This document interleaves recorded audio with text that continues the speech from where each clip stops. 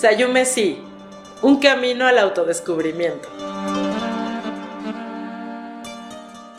Cuando yo utilizo este título, médica sexóloga clínica, se han acercado muchos médicos a decirme, doctora, ese término no existe. Usted es médico.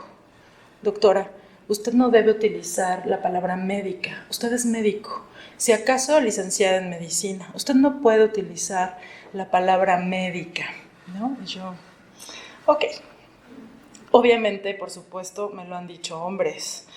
¿Y por qué les digo esto? Porque todo empieza con el lenguaje. El lenguaje importa, el lenguaje construye, el lenguaje destruye.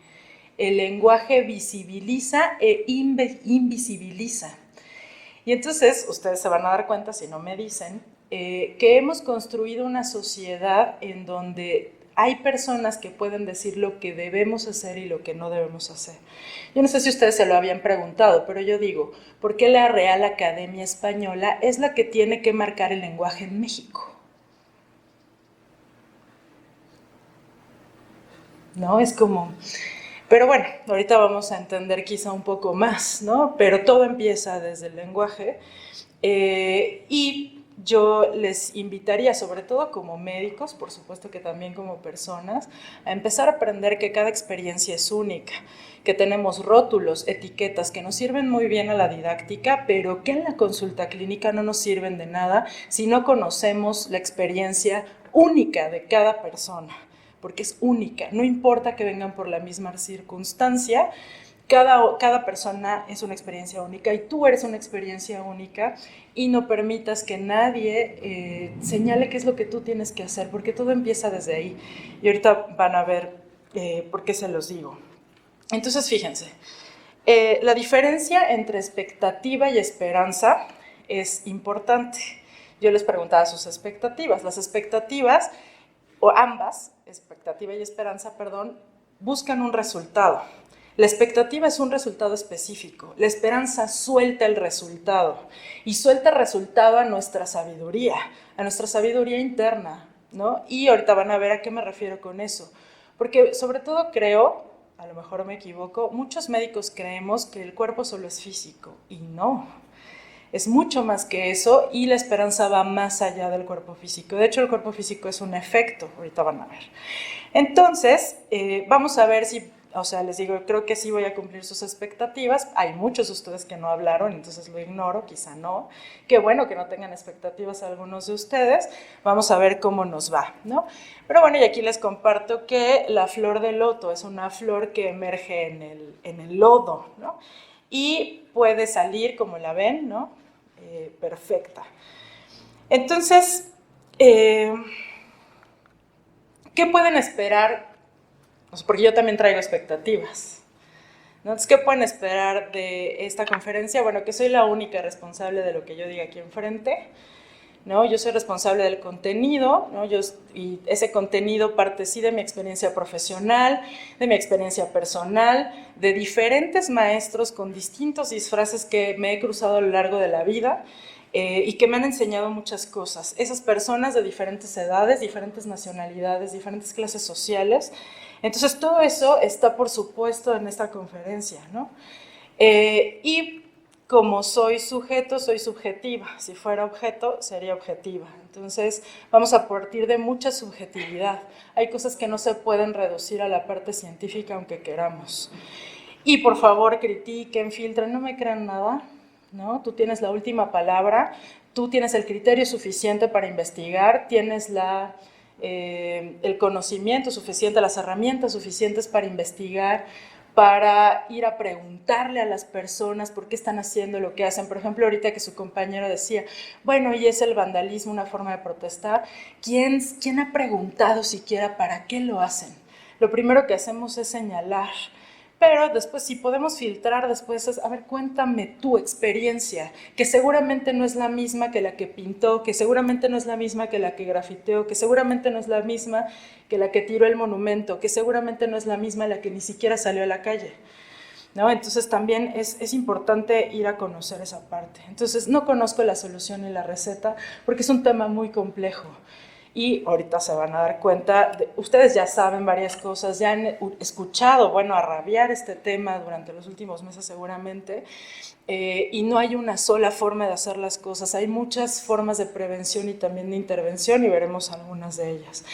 Entonces, desde sus expectativas y las mías, me parece que es muy ambicioso el tema que decíamos hace ratito, entonces lo voy a reducir a reflexiones, algunas reflexiones acerca de la violencia de género y por qué los profesionales de la salud tendríamos que estar preocupados, ¿no?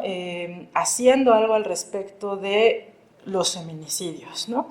Y bueno, les cuento que voy a utilizar una analogía, porque no es literal de esa manera. El feminicidio es un síntoma, doctores. Solo es un síntoma. Entonces, si yo como médico, ¿no? Si van siguiendo mi analogía, solo voy y corto el síntoma, no hice nada.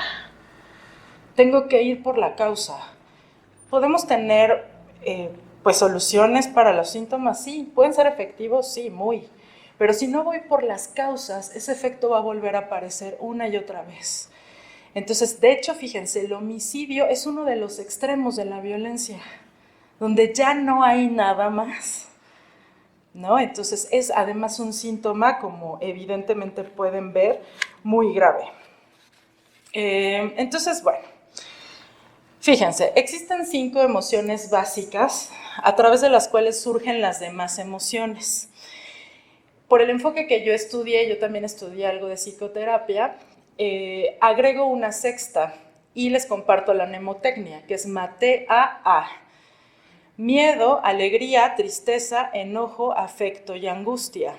Entonces yo te invito, sí, en esta conferencia, pero ojalá todos los días de tu vida, a reconocer cuáles son las emociones que sientes, cuándo las sientes y sobre todo para qué las sientes.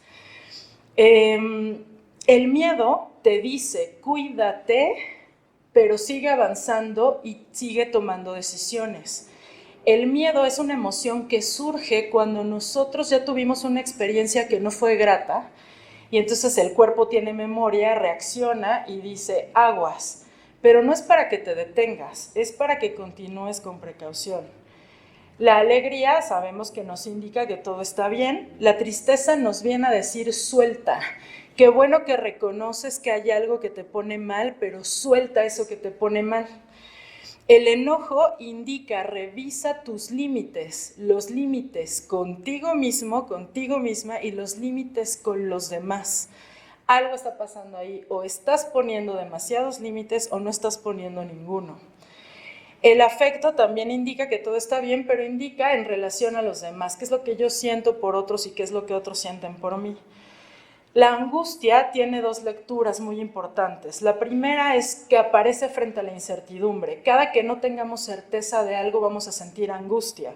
Entonces el ser humano lo que tiende a hacer de manera inmediata es a buscarse una certeza.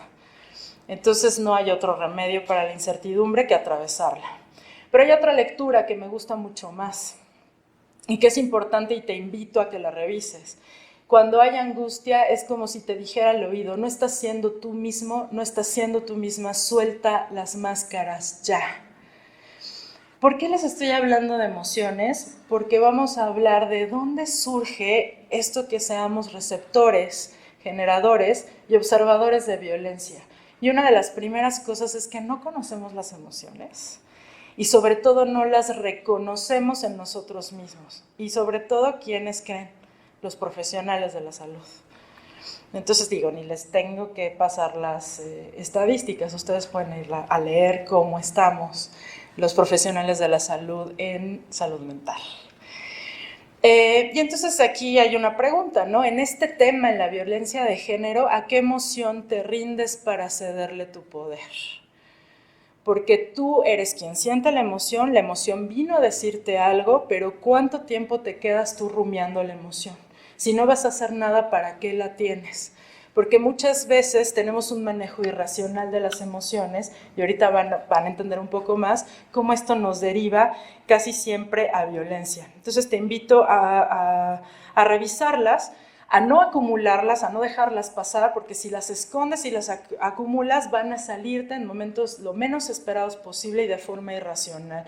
Si las reconoces, busca ayuda profesional. Tú no le puedes pedir a un paciente que haga lo que tú no estás dispuesto a hacer. Eso es algo que yo aprendí muy pronto y que les aseguro que ha sido una gran herramienta. Entonces yo no le puedo pedir a un paciente hacer algo que yo ni hago, ¿no? Entonces ahorita como contestando algunas de las expectativas que tenían. Entonces para yo abordar la violencia en un paciente tengo que reconocer primero la mía. Y bueno, Viktor Frankl decía, ¿no? Las circunstancias externas pueden despojarnos de todo, menos de una cosa, que es la libertad de elegir cómo respondemos a las circunstancias. Todos y todas estamos inmersos en la violencia de género y yo decido cómo reacciono, decido qué hago, decido cómo protesto, decido si me río, decido si continúo siendo violento, decido si no lo veo, decido si autoengaño, decido si actúo en consecuencia, decido si solo observo. Yo decido todo el tiempo.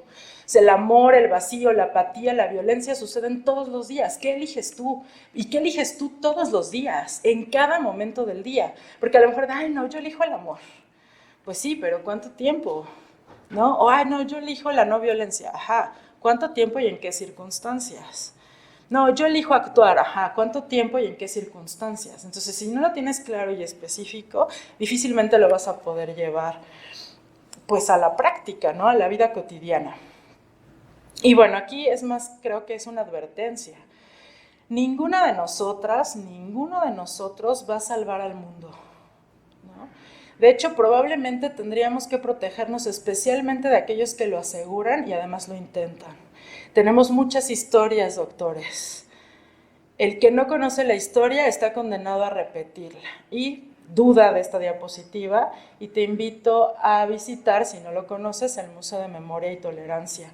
Mucha gente creyó que iba a salvar el mundo por lo especial que era, ¿no? Y pues aquí Albert Einstein decía, bueno, vamos a suponer que sí salvo el mundo, pues por lo menos tendría que ver cuál es el problema primero. Y este problema no es simple, es bastante complejo. Te voy a invitar a dar un viaje y literal, o sea, te invito, ¿no? A que utilices tu imaginación, ¿no? Un poco, y vamos a hacer o vamos a mirar este problema del que hablamos como si fuéramos un dron. Vamos a salirnos de todo esto que se ha, pues, venido viviendo en los últimos días y vamos a tratar de verlo desde arriba, muy lejos, como para tratar de entender qué es lo que está sucediendo en este tema. Entonces quiero empezar por 4 síntomas, si me va siguiendo la analogía que decía, si esto fuera una enfermedad, que son símbolos de la cultura contemporánea. Y voy a empezar en el cuarto lugar, que es la ignorancia, que como tú sabes, la ignorancia pues es la falta de conocimiento. ¿Conocimiento de qué? Pues de este tema.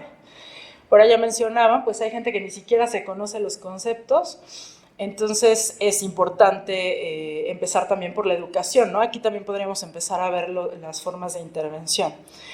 Otro símbolo que está muy pegado a la ignorancia es la indiferencia y la antipatía. Bueno, que están muy pegados son la indiferencia y la antipatía. Es decir, no solo no sé, sino no me importa, ¿no? O no solo no sé, sino que además creo que exageran el tema, ¿no? O sea, es demasiado, entonces vamos a hacerlo a un lado, ¿no? Es antipatía e indiferencia.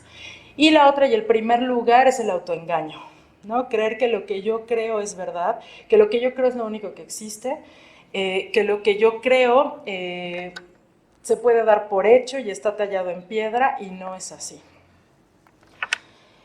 Y bueno, estos símbolos que les voy mencionando, pues nos lleva a dar por hecho, ¿no? Dar por hecho ideas, damos por hecho patrones, damos por hecho creencias, aceptamos como única nuestra manera de pensar, nos falta pensamiento crítico, rechazamos el cambio y la diferencia. Y te cuento que en salud mental es habitual que resistamos al cambio. Sin embargo, el cambio es lo que nos lleva a crecer, lo que nos lleva a aprender. Entonces es normal que haya una cierta resistencia hacia eso, nada más hay que fijarnos que no estén manchados de los 4 anteriores, ¿no? Porque si no ya estoy cayendo en una decisión específica con respecto a algo específico, ¿no? Entonces, ¿a qué nos lleva todo esto? A falta de empatía, ¿no? Falta de valores como respeto, tolerancia y amor, y volviendo a la pregunta que me hacían por allá, O sea, al final es falta de empatía también no conocer por qué la gente se está manifestando como se manifiesta, por qué está protestando como protesta, es falta de empatía, ¿no? Yo no sé, ¿vieron el Joker? ¿No? Yo supongo que la gran mayoría de ustedes la vio. Entonces, yo no sé si todos nosotros hubiéramos vivido exactamente lo que él vivió, si hubiéramos terminado en la misma situación. Entonces, yo no sé si no fui escuchado o escuchada toda mi vida, si yo terminaría pintando un graffiti, no lo sé. Señores, ustedes están, si no se han dado cuenta, señores y señoras, ¿no?, en un área de privilegio muy importante. Seguramente muchas de ustedes hicieron un paro ayer. Pero ya se preguntaron si las mujeres de clase social baja hicieron paro ayer. Si acaso les importa si ellas pudieron parar ayer, ¿no? Porque les cuento que no pararon ayer. Y no pararon porque no tienen una posición de privilegio como nosotras, ¿no? Entonces también hay que ir a ver eso, ¿no? Ay, ¿cómo? Porque entonces, claro, las de clase media, las de clase alta estábamos bien metidas, pero ellas seguían trabajando. ¿Quién movió el mundo ayer? ¿Nada más los hombres? Entonces, bueno, aguas. El miedo al cambio también nos lleva a fijar paradigmas, ¿no? Y a no crecer, a no hacerlo distinto, ¿no? Eso nos da o nos ha dado lugar a un sistema que es vertical, ¿no?, que está hecho por jerarquías, donde se le da a un grupo específico el poder de establecer las creencias que son ciertas para otros grupos. Y hay gente que dice, pues, y no lo dice conscientemente, pero es como justo sentirse especial y único.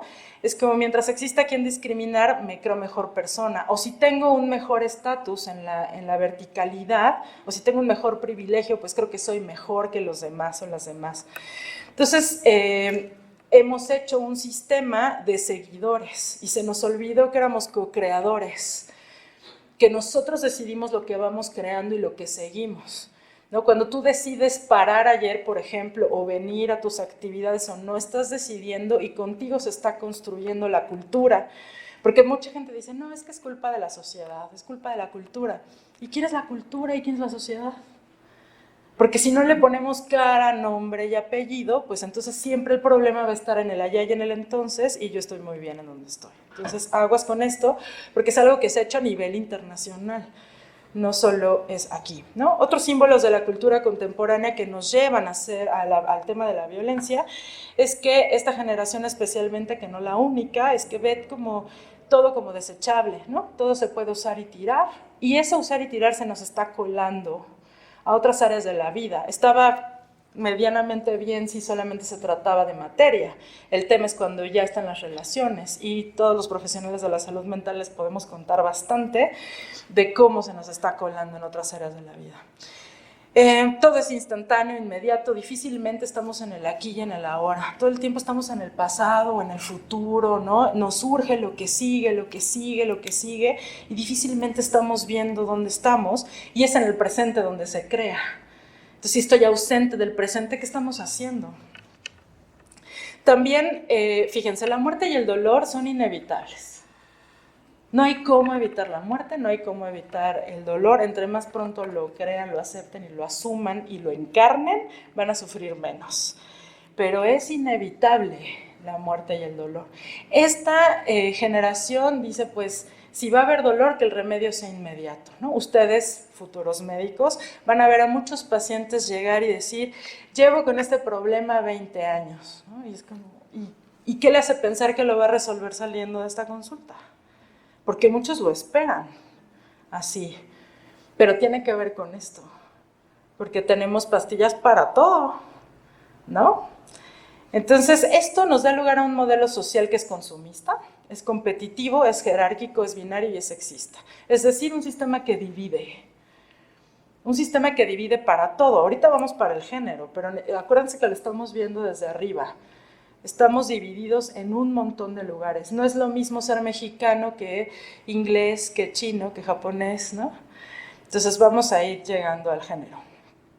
Entonces, fíjate, hay un status quo que todos y todas tendríamos que cumplir, ¿no? Y entonces desde la cuna, ¿no?, ya hay expectativas con respecto a nosotros, y se nos van marcando en la familia, en la sociedad, en los medios de comunicación, nuestros maestros, nuestros compañeros, y como es una sociedad patriarcal, que lo que significa patriarcal es que se le da a alguien la autoridad de decir cómo se deben de hacer las cosas, y en esa sociedad patriarcal se dijo que sentir estaba mal, que las emociones eran de mujeres, que eso lo podíamos hacer a un lado, y resulta que como lo hacemos a un lado y queremos cumplir todos el status quo, ¿no? Todos formados en la misma fila, pues empieza a haber ansiedad. ¿Se acuerdan qué decía la angustia? Era la emoción que surgía frente a la incertidumbre, ¿y qué más? No estar siendo tú mismo. Estás en la fila donde están formados todos. Y entonces, ¿y quién va a llegar primero? Competitivo, consumista. ¿Y quién tiene más dinero? ¿No? Binario. Si no eres bueno, eres malo. Sexista. Si no vas adelante, vas atrás, ¿no? Y literal, vamos todos en la misma fila y eso genera angustia, angustia, angustia. La bolsa que carga las angustias que no resolvemos se llama ansiedad. Y si somos exigentes, que yo no creo que ninguno de aquí lo sea, ¿no? Fíjense, si la exigencia está en un nivel sano, bien podríamos llamarla excelencia, ¿no? Esa exigencia nos lleva a cumplir resultados, objetivos, ¿no? Nos lleva a sentir satisfacción, a estar con reconocimientos propios, ¿no? Estamos en paz. Pero cuando empieza a haber frustración, ya nos pasamos. Entonces revisa tu frustración y dime del 0 al 10 en dónde andas, porque ya te pasaste. Si hay frustración, ya te pasaste. Y entonces la exigencia, como dices que tienes que seguir adelante en esta fila, ¿no? Órale, muévete ahora, hazlo ya, porque si no te van a ganar. Entonces, la exigencia hace que la persona siga demandándose mucho más y en lugar de haber satisfacción, empieza a haber procrastinación, insatisfacción, no se alcanzan metas y objetivos, hay cansancio, no hay sistema que soporte ese nivel de ansiedad. Por eso les pongo aquí que es ahí donde empiezan las adicciones, las conductas adictivas, en donde se empieza a resolver de manera a través del autoengaño parcial, este no alivio. Y en esta autocrítica, ¿no? Porque además, o sea, no solo es la crítica de la afuera, de no tienes el carro todavía, no tienes esto, no tienes lo otro, sino también es la propia autocrítica. Entonces, no hay sistema que soporte eso y un mecanismo de defensa importante es la apatía. La apatía es la falta de motivación y es el desinterés. La persona termina literal sin movimiento y no es que no lo haya, es que es demasiado y entonces eso puede como, pues sí, como terminarlo con desmotivación y desinterés. Aquí es en donde puede surgir la autolesión y la conducta suicida. ¿Por qué? Sobre todo en las autolesiones, que no necesariamente forman parte de la conducta suicida, lo que busca la persona es sentir. Lo mismo que pasaba con las adicciones y la conducta adictiva, pero ya no son suficientes. Entonces les estoy explicando a grandes rasgos qué es lo que nos va haciendo este sistema que todos y todas hemos creado y si no lo creamos lo mantenemos y si no lo mantenemos lo reforzamos. Entonces nuestro mundo es esquizoide. ¿A qué se refiere eso? A que con tantas emociones no resueltas terminamos por dejar el contacto. Hay falta de contacto, evitamos relaciones íntimas, el miedo, la angustia, etcétera, toman lugar para hacernos a un lado por esta incapacidad de sentir. Y fíjense, si la ansiedad no se resuelve, viene apatía. Si la apatía no se resuelve, viene la violencia. Porque ningún ser humano puede soportar perpetuamente la frustrante experiencia de su propia impotencia. ¿No? Entonces, fíjense, en sexología, una de las primeras, pues sí, de los primeros lugares en las disfunciones ahora, en esta generación, es la falta de deseo sexual. Y está muy vinculado a esta situación, muy vinculado. La falta de deseo está muy vinculada a la ansiedad, más que a la depresión. Entonces, y además, ¿no? O sea, como siguiendo también un poco de las expectativas que me mencionaban hace rato, es que hemos construido un concepto del amor que encubre la violencia. Y nada más les voy a dar un ejemplo súper rápido, ¿no? muchos pacientes dicen, es que sí, mi papá me violentaba, pero bueno, pues él no tuvo las herramientas y es que es mi papá. O no, es que mi mamá me violentaba, pero bueno, no tuvo las herramientas, pero pues es que es mi mamá. Y entonces las dos cosas son ciertas. Es tu mamá y es una persona con conductas violentas, ¿no? También puedes amarla, pero también es violenta, ¿no? Y entonces empezamos a encubrir el amor en el rol, ¿no? Y ahí nos equivocamos un montón, ¿eh? Porque empezamos a generalizar. Y siempre que generalizamos, siempre, como ahorita, nos equivocamos. Entonces, aguas. Y bueno, ya mencionaban por allá, ¿no? O sea, a la salud mental no se le da la importancia que debiera, ¿no? Y a la psique humana el daño que se le ha producido apenas se le presta atención. Yo creo que, pues les decía, o sea, no es casualidad que los médicos seamos el primer lugar en conducta suicida, ¿no? Entonces tiene mucho que ver con lo que les mencioné hace ratito.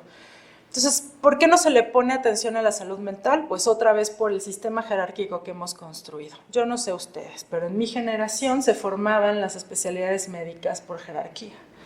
Y la psiquiatría no estaba hasta arriba, chicos, ¿no? Entonces tiene mucho que ver con esto. Y además, claro, se empiezan a formar etiquetas que, les decía, desde el supuesto privilegio, se cree que eso te da derecho de poder denigrar a otros. Entonces, con la salud mental no es distinto.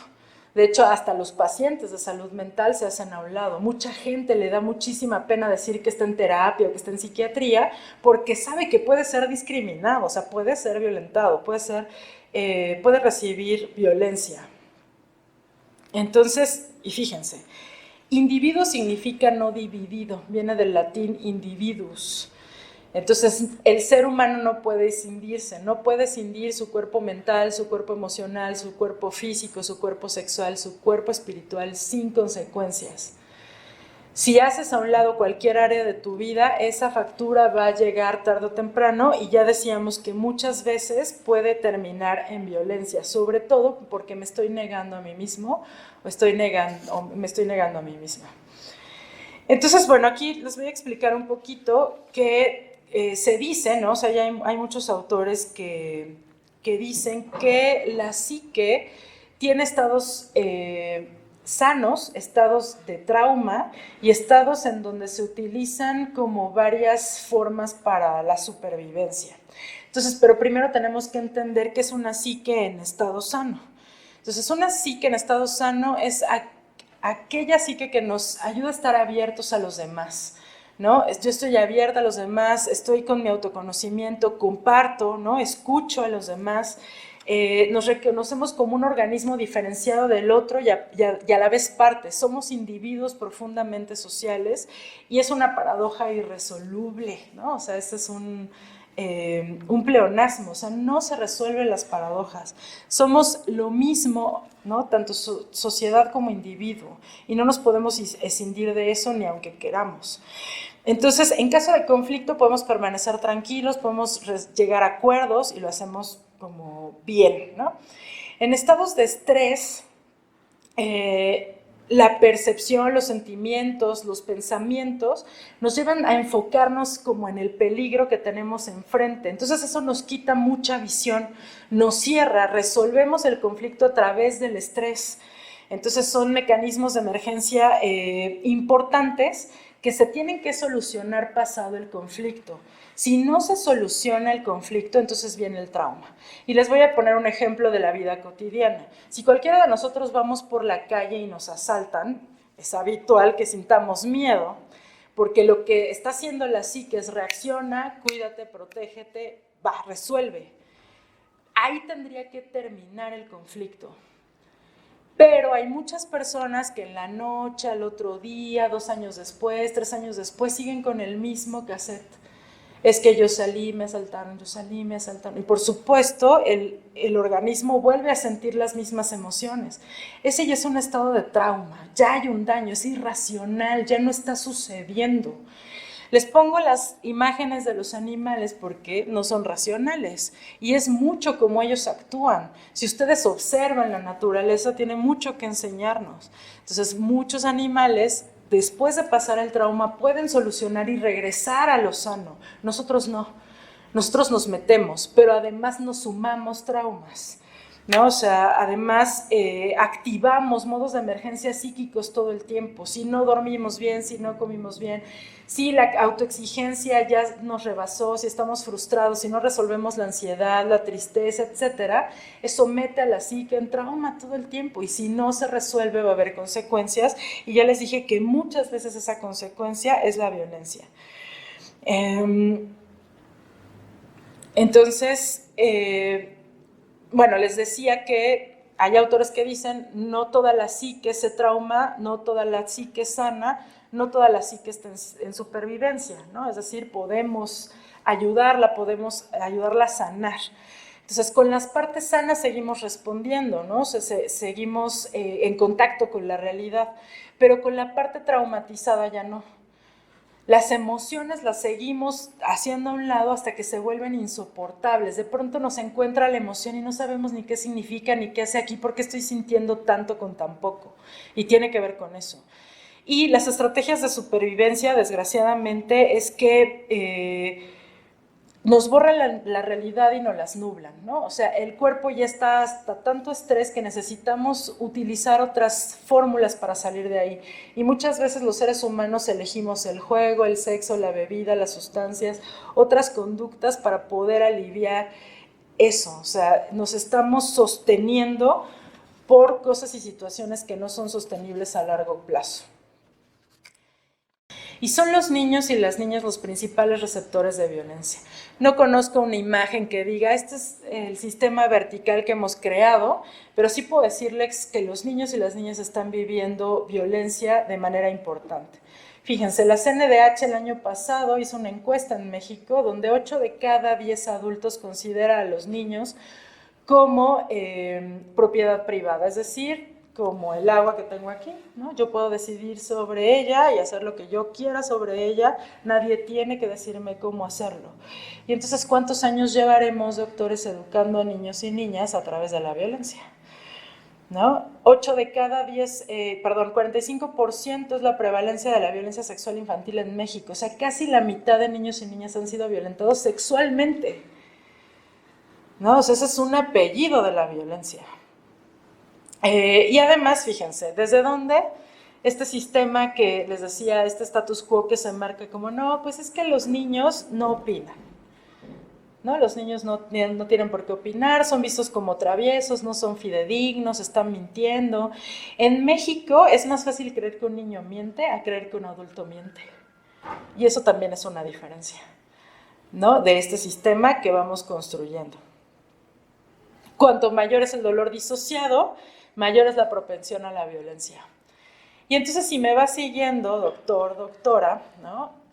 Todas las personas, o por eso se dice que todas las personas, hombres y mujeres, somos generadores, receptores y observadores de la violencia.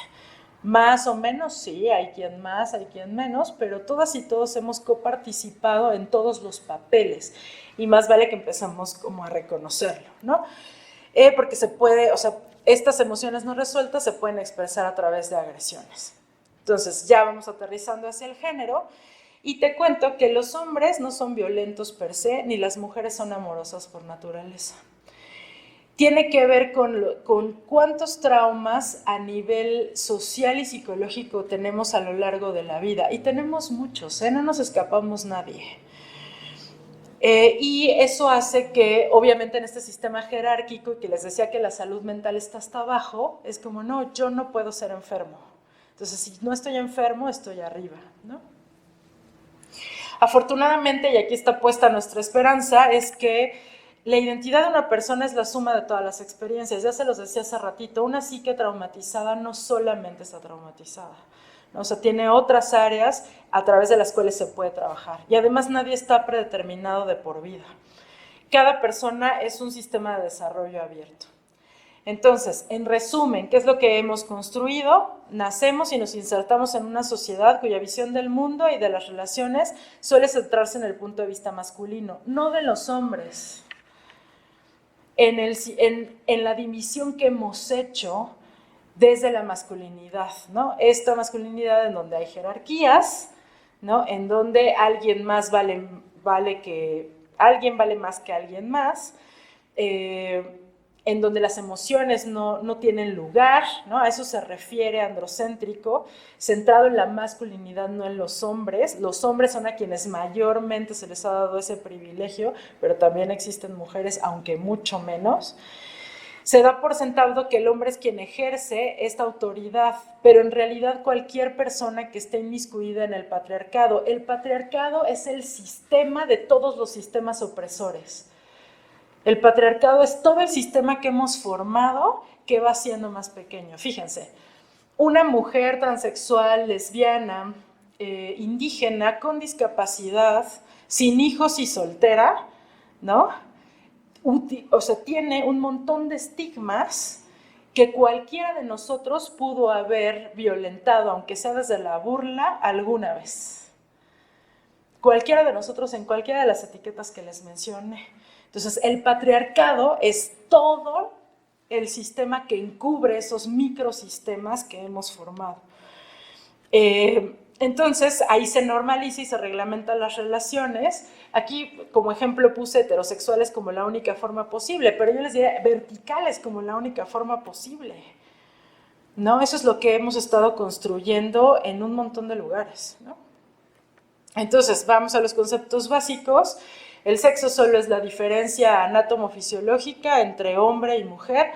Todas las combinaciones posibles entre las dimensiones gonadales, cromosómicas, hormonales, etcétera, se conoce como estados intersexuales. Después está el género, que son las expectativas sociales que se tienen con respecto a nuestros órganos sexuales. Porque además, fíjense, va la señora al ginecólogo, le hacen un ultrasonido, es niño. ¿Por qué sabe que es niño? Porque tiene pene. Y entonces a través del pene, a la señora y a la doctora seguramente se le viene en una lista y se borra otra. Esa señora no piensa jamás que ese niño va a ser actor, no piensa que le van a gustar los hombres, ¿no? No piensa que a lo mejor le gusta cocinar, eso no lo piensa. Piensa específicamente una lista. Entonces, la lista que tú tengas en tu cabeza con respecto a lo que es ser hombre o mujer es la que importa para ti y tu núcleo más cercano, porque el género cambia por momento histórico, por país, ¿no? No es lo mismo ser mujer en Tlalpan que en Nesa. No es lo mismo ser mujer en la Ciudad de México que en París, ¿no? Entonces, el género va cambiando y tú tienes que reconocer cuál es la lista que tú te compraste para tus órganos sexuales. La expresión de género es todo eso. De todas las opciones que yo tengo, cuáles son los deberes, los comportamientos, la vestimenta, los manerismos, los accesorios, las actividades, las formas de ser, cómo expreso mis emociones que elijo. A través de esa lista que la gente espera de mí por mis órganos sexuales, ¿no? Esa es la expresión de género. Entonces, es una construcción, es un saber sobre los cuerpos, un saber acerca de las diferencias sexuales y un saber que es simultáneamente una relación de dominación y subordinación. Porque fíjense, no solamente en esta parte de hombres y mujeres, sino de femenino y masculino sabemos a quién se le da privilegio. Pero si un hombre tiene actitudes supuestamente femeninas, ¿es discriminado o no? Sí, ¿por qué?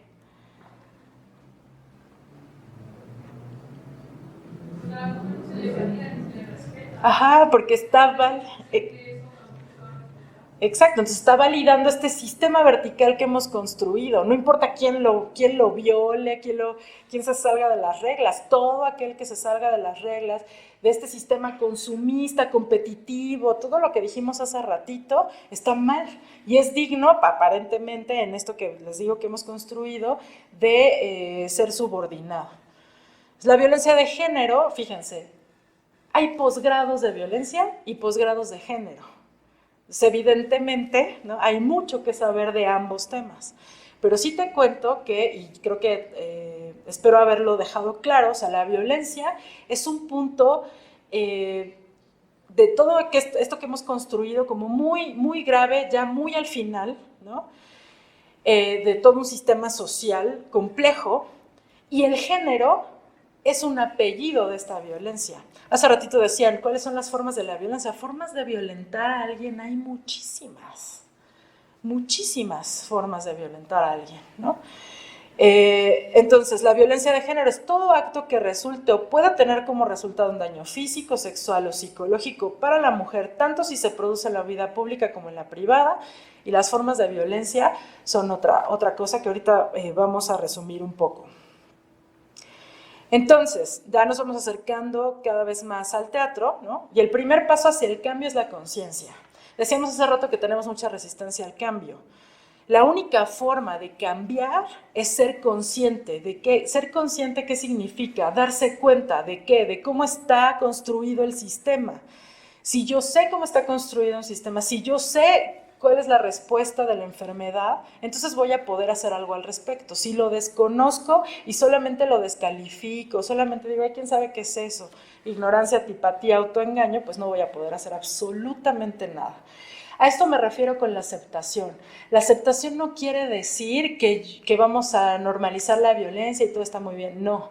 La aceptación es saber que la violencia existe, hay que nombrarla como tal, hay que nombrar las formas de violencia que existe, hay que señalar a los generadores, receptores y observadores de la violencia para poder desmantelarla. Hay que ver cuáles son las causas. Y las causas que son para ti no son las mismas que para otras personas. Empecé con eso, cada experiencia es única. Entonces, este es uno de los caminos hacia ampliar tu conciencia, que es la observación, observación, observación, observación. Obsérvalo todo y empieza por ti. Y si vas a empezar por el otro, inclúyete en la observación. No te olvides de ti. Eso te va a ayudar a darte cuenta, entonces poder aceptar o ver, reconocer cómo está el sistema y entonces poder hacer algo en consecuencia. Y solamente tú vas a saber cuáles son las acciones a las que tú tienes, pues tienes la capacidad de hacer. Hace ratito en sus expectativas mencionaban, ustedes tienen que reconocer cuáles son sus límites, primero como personas y después como profesionales de la salud, ¿no? No lo vamos a saber todo. Entonces, llegando al teatro, yo les preguntaría, este es el violentómetro, ¿no? Esta es una herramienta que creó el Instituto Politécnico Nacional para ir reconociendo la violencia. Y yo les preguntaría si alguno de ustedes o alguna de ustedes se sale del violentómetro tanto de un lado como del otro, sabiendo que son 3 personas de la violencia. Generador de violencia, receptor de violencia y observador. Y díganme quién no ha vivido algo de lo que está escrito aquí, que son las formas de violencia que preguntaban hace ratito, ¿no? Y entonces esta tabla demuestra que todos de alguna u otra manera hemos sido generadores, receptores y observadores. Finlandia, cuando decidió atacar el bullying, que es la violencia escolar, le dio el papel al observador. Si el observador describe la violencia, eso la desmantelaba, porque el generador de violencia se veía descubierto y entonces frenaba la violencia. Así es como solucionaron en Finlandia la violencia escolar. Entonces, esto que hemos estado haciendo los últimos días sirve de algún modo. Hay que hablar de esto, hay que señalar a los responsables porque es una de las formas que ya está demostrada a nivel internacional que funciona, porque el observador se quedaba observando.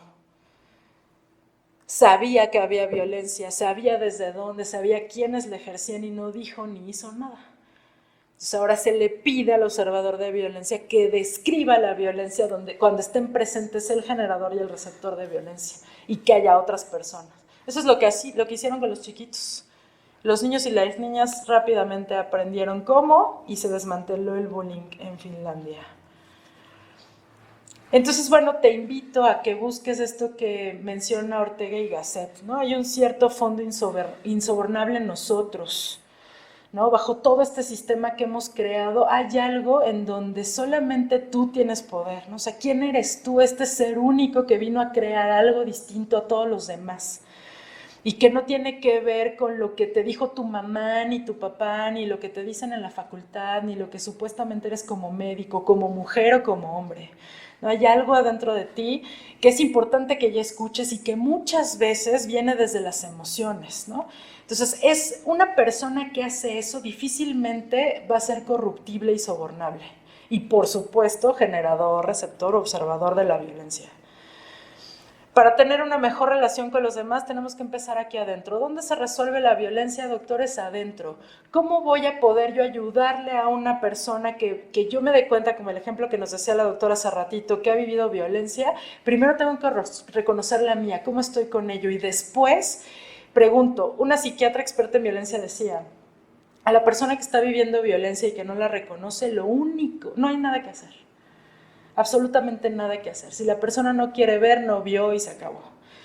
Dice, lo único que se podría hacer es darle a conocer que ahí está uno, ¿no? Como una especie de faro en el mar, ¿no? Es aquí estoy con un mensaje, con un cómo estás, con un acercándome, con un preguntando, con empatía, con todos estos valores que hablábamos hace ratito. Porque cuando la persona abra los ojos y se dé cuenta de que ha sido receptora de violencia, va a saber a quién buscar ayuda o con quién buscar ayuda. Y en ese momento, doctores, es cuando ustedes pueden actuar. Y definitivamente tiene que ser con conocedores del tema.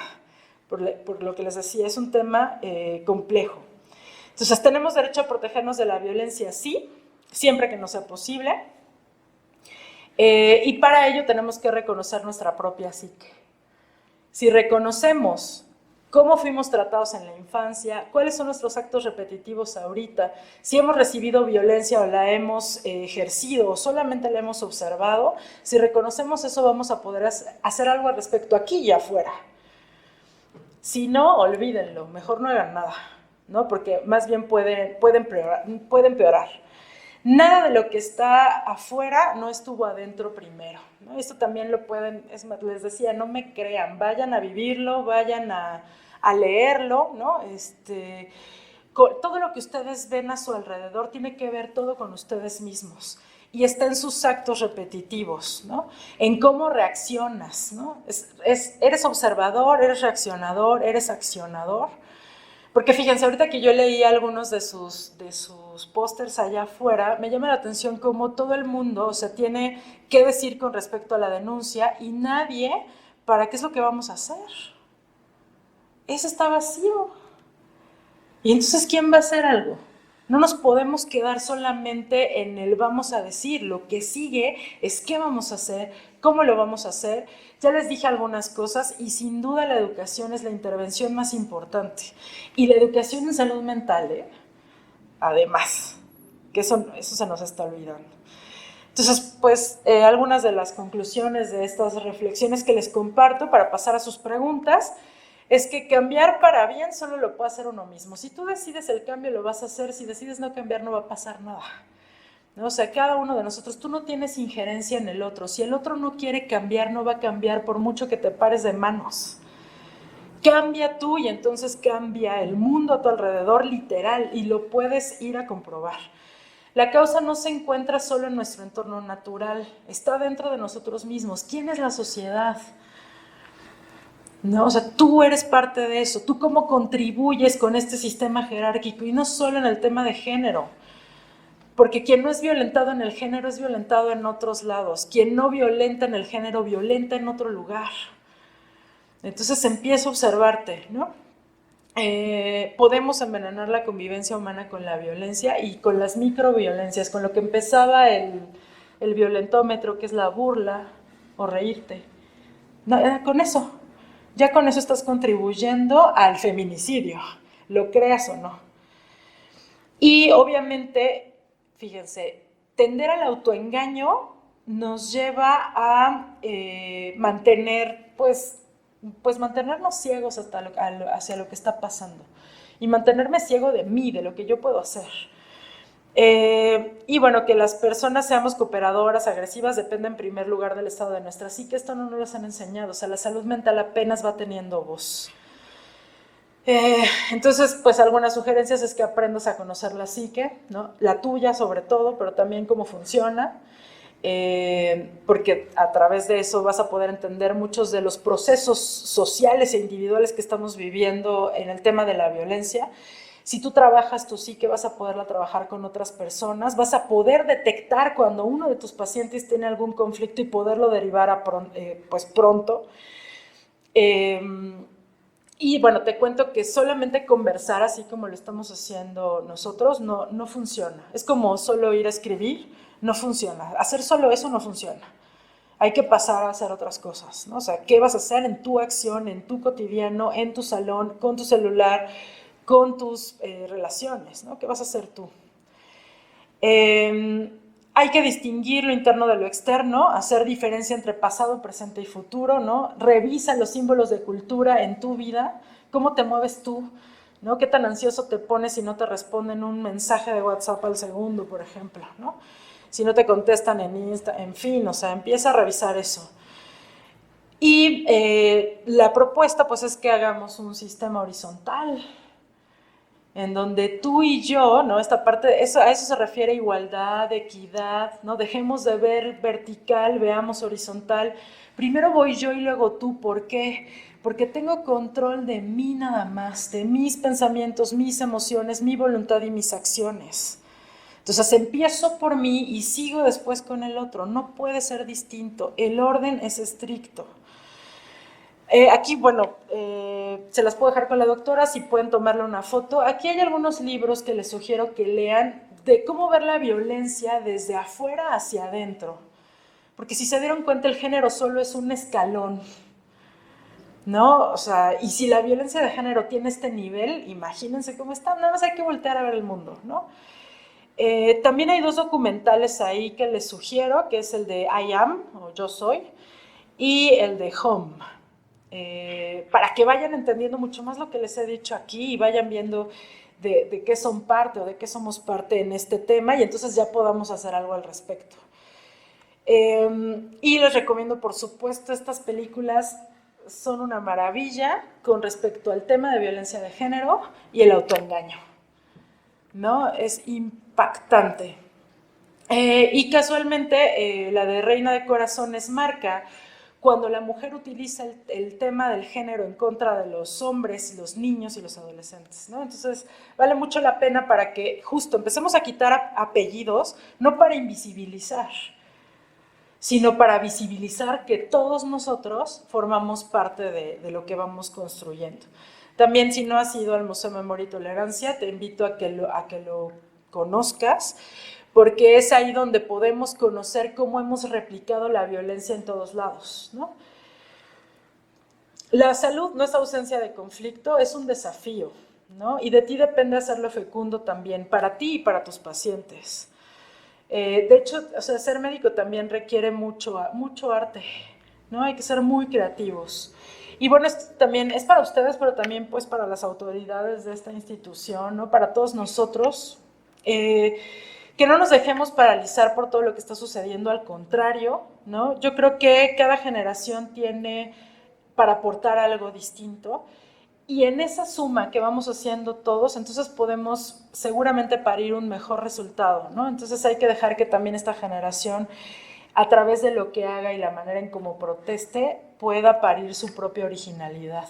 Tú quién eres y cómo protestas tú es lo más importante, que cómo lo hacen los demás. Entonces, pues dejemos de forzar a que las expectativas de una supuesta normalidad sean cumplidas en todas las personas y en todas las cosas que éstas hagan. No des por hecho, conoce al otro, ¿no? O sea, conoce. Que tú seas mujer o seas hombre es tan distinto a otras mujeres y a otros hombres. Hay muchas historias y es importante conocerlas para ver que tenemos muchas más cosas que nos unen que las que nos separan y que creo que ya es importante tomar acción en eso. Tú tienes un espacio donde puedes acercarte a denunciar, me parece maravilloso que sea de forma anónima, porque solo así se puede conocer, ¿no? O sea, te puedes sentir segura, seguro de lo que está sucediéndote y se pueden dar a conocer los nombres de las personas que están generando violencia. Pero aquí tengo que hacer un comentario más. También tenemos que escuchar a los generadores de violencia.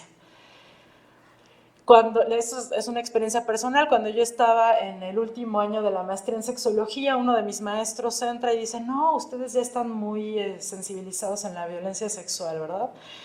Y todos así, no, ustedes ya van a atender a las mujeres y a los niños y entonces ustedes van a hacer esto y otro. ¿Y quién va a atender a los agresores? ¿Quién va a atender a los generadores de violencia?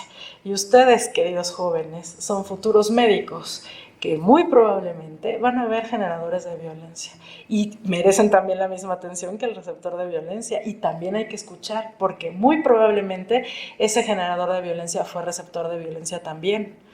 Entonces, como profesionales de la salud tenemos mucha más chamba que a nivel personal, tenemos mucha responsabilidad allá afuera y está padre que lo empiecen a ver desde ahorita porque tienen muchas cosas que hacer.